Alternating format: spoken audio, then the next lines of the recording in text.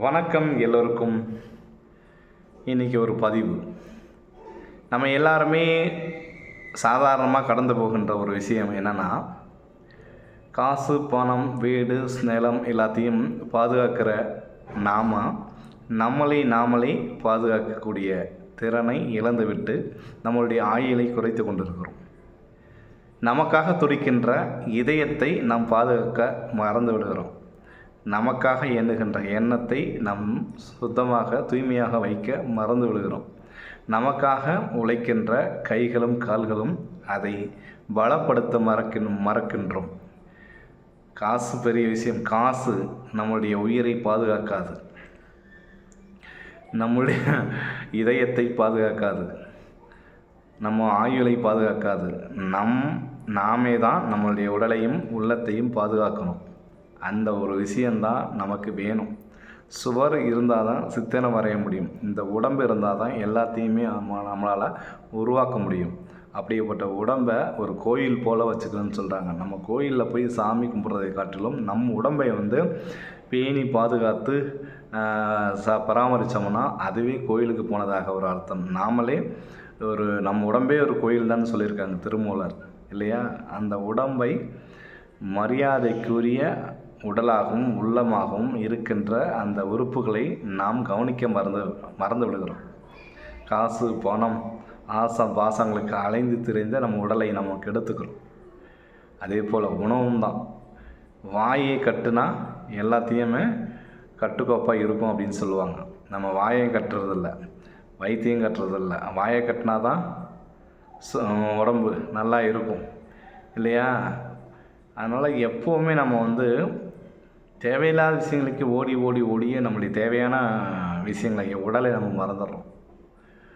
எண்ணங்களை தூய்மைப்படுத்துவதற்கு ஒரே விஷயம் நம்மளுடைய நல்ல விஷயங்களை கேட்கறது, நல்ல விஷயங்களை பார்க்கறது, நல்ல விஷயங்களை படிப்பது தான் இந்த உள்ளத்திற்கு, இந்த எண்ணத்திற்கு ஒரு புத்துணர்ச்சி தருதுன்னு சொல்கிறாங்க.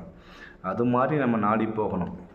இன்னொரு விஷயம் என்னென்னா, நம்ம நிறைய விஷயங்களை போட்டு அழுத்திக்குவோம், மனசுக்குள்ளே போய் அழுத்திக்குவோம். நம்மளுடைய இதயத்தை அழுத்துகின்ற எந்த ஒரு விஷயமும் அதில் வச்சுக்கூடாது, தூக்கி குப்பையில் போட்டுருணும்.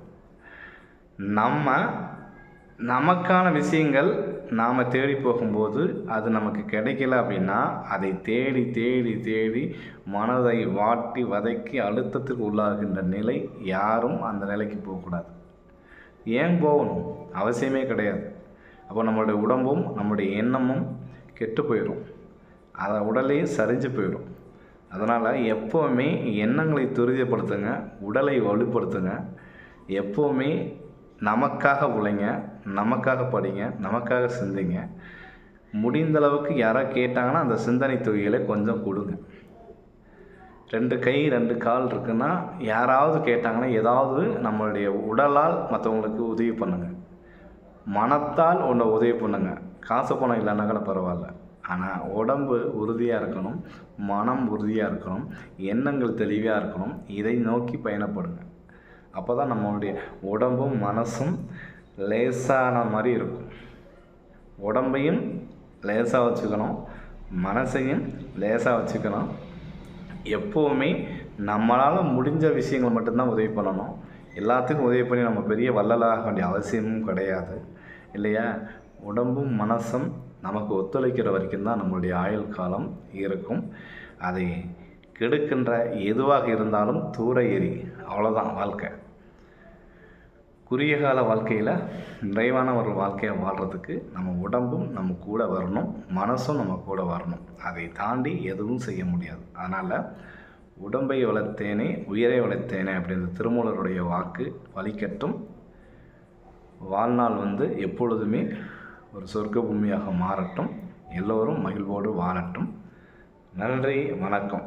இந்த பதிவு உங்களுக்கு பிடிச்சிருந்துச்சுன்னா லைக் பண்ணுங்கள், ஷேர் பண்ணுங்கள், கமெண்ட் பண்ணுங்கள். மறக்காமல் நம்மளுடைய கரிகாலிக்கவி சேனலை சப்ஸ்கிரைப் பண்ணுங்கள். நன்றி, நல்லது, மகிழ்ச்சி, வாழ்த்துக்கள்.